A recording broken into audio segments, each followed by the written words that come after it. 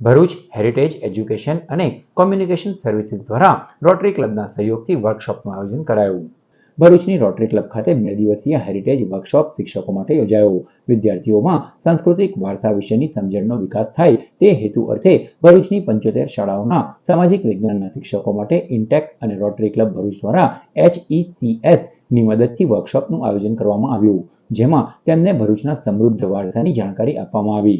Architect Ashwin Modi, Mahesh Thakar, દિગ્વિજયભાઈ, અભિષેક દાસ અને Christina શાંગને દ્વારા શિક્ષકોને વિવિધ માહિતી તેમજ માર્ગદર્શન અપાયું. શિક્ષકોએ મેઘરાજાના પર્વ, ઇનટેન્જિબલ હેરિટેજ, નર્મદા નદી, નૈસર્ગિક heritage, golden bridge, built heritage વિશે વિશેષ રજૂઆતો કરી હતી.